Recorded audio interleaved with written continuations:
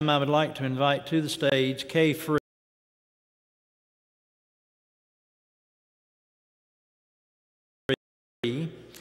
Kay is going to talk with us about deaf ministry in the Western North Carolina Conference. Kay?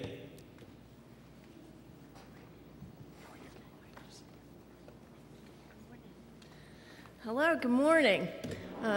I'm here to show you what happens when you fall asleep at annual conference. So just stay awake, and or you might wake up and some crazy deaf ministry person has painted an I love you on your face or a 40, because this year Western North Carolina Conference United Methodist Church celebrates 40 years. We're having our 40th birthday. Yay!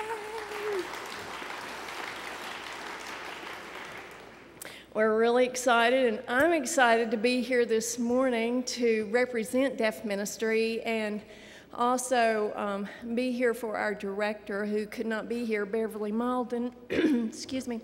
She is completing her responsibilities as an educational interpreter for Cabarrus County, and you'll get to meet her later this weekend. Deaf ministry began in 1971. Through the vision of Bishop Earl Hunt and the willingness of Reverend Tom Summey. How many of you remember those two great men of God? They're awesome men. Bishop Hunt had the open heart and open mind to see the great need to minister to those with hearing loss, and Reverend Summey had the heart, willingness, and life experience. Reverend Summey was chaplain during the Korean War and Vietnam conflict, and due to excessive loud noise during those two experiences, his hearing began to fail rapidly during his tenure at West Market Street United Methodist Church in Greensboro. So Bishop Hunt came to Pastor Summey and suggested, with the full support of the conference, that he go back to school to learn sign language and to reach out to America's largest unreached people group. Now, at that time, they didn't know the stats that we know today, that 2 to 4 culturally deaf or deaf who use sign language in 100 would profess a relationship with Jesus. Now, that means that of the 16,000 deaf that we have in North Carolina, that's average figure, that only 320 to 640 would profess a relationship with Jesus. And from my experience with deaf ministry in the past, that 320 number is high. Or they didn't really think about all the thousands and thousands of hard of hearing, and as Pastor Summey was, late deaf. Those people who were once active in their congregations, had a church they loved, but found themselves being disconnected because they could no longer understand what was going on. These two men just opened their hearts and opened their minds and saw the need. During his time as pastor to the deaf in Western North Carolina Conference, Pastor Summey served 3 different charges within the Morganton area of our conference. Over the past 40 years, deaf ministry, under the direction of many devoted hearts, has spread past the foothills of our conference and shared the love of Christ to those who experience hearing loss in places as far away as Nakuru, Kenya, and as close as Clyde, North Carolina.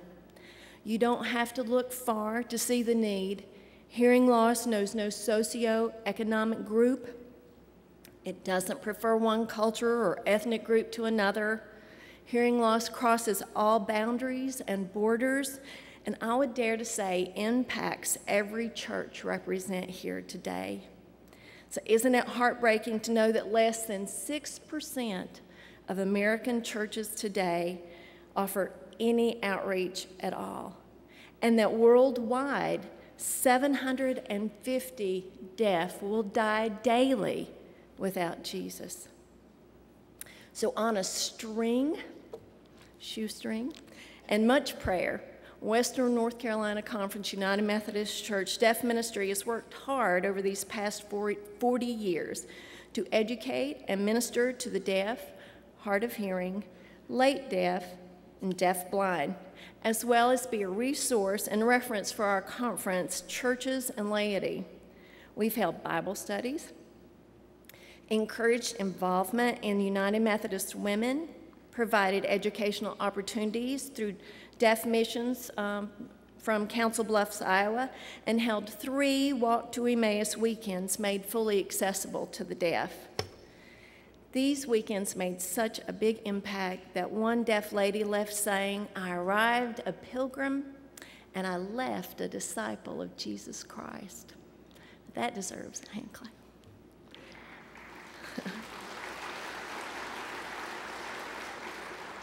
We've assisted in funerals for families with deaf and hard of hearing members. We've been involved in family days for a father and deaf son, for the father who was in prison.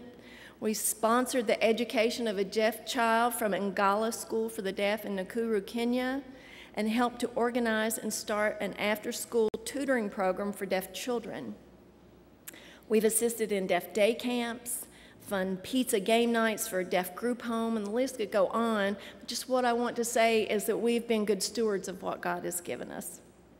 Now, I know this weekend we're having fun and we're painting faces, but we're really serious about our future. While we've made a lot of progress, the fields are still very, very ripe for the harvest. So where does that prayerfully take deaf ministry over the next 40 years?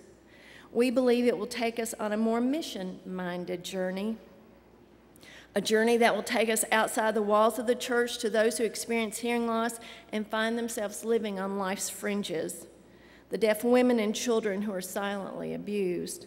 Most recent example would be that of Zara Baker from Hickory. Maybe you've heard of her. Deaf teens lured into gangs, drugs, and addiction, deaf in prison, borderline mentally challenged, or what we term highly visual, and deaf born to poor, uneducated single moms living in Appalachia.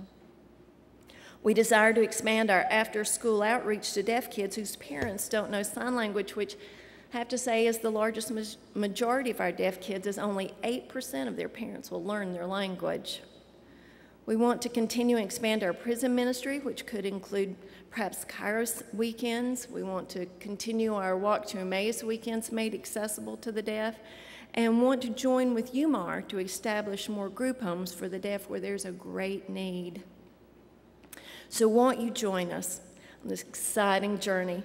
Walk with us and support us as we travel through the next 40 years, always open to Christ's leading and obedient to his command to go and be his hands and feet to his children who can't audibly hear the word of God, but can see it and feel it on the hands and through the outreach of caring hearts within the Western North Carolina Conference of the United Methodist Church. I love the way that Marshall Lawrence, who's the CEO of Silent Blessings, expresses it when he says, the biggest problem, the biggest handicap that deaf people have in the United States today isn't that they can't hear, it's that they don't know Jesus. So now I know it's early in the day and you're ready to get started, so I won't keep you long, but I just wanted to invite you to come on and celebrate with us as we get ready for this exciting year. Join us July 29th through the 31st here at Lake Junaluska as we celebrate Hearts Touched by Grace and 40 years of Western North Carolina Conference United Methodist Church Deaf Ministry. Our keynote speaker for the weekend will be Bishop Peggy Johnson. She's currently the bishop of the Philadelphia Conference and former pastor of Christ Deaf Church in Baltimore for over 20 years. For anyone, clergy or laity, that's ever thought about deaf ministry in their community or their churches, join Bishop Johnson on the 30th from 10:30 to 4 for a one-day overview of deaf ministry for you and your church. We'll also feature speakers on mental health in the deaf, hard of hearing issues, deaf missions from Haiti to Africa. So if you would this weekend, stop by our booth where Bojangles, that's nice, and pick up a fan, get a balloon, we'll paint your face, and just come and have fun with us and get more information on joining us the end of July. And thank you for your time. Thank you for this conference, for making our worship services accessible to the deaf, and for providing computer-assisted note takers for hard of hearing and late deaf folks, and all that the conference has done for us.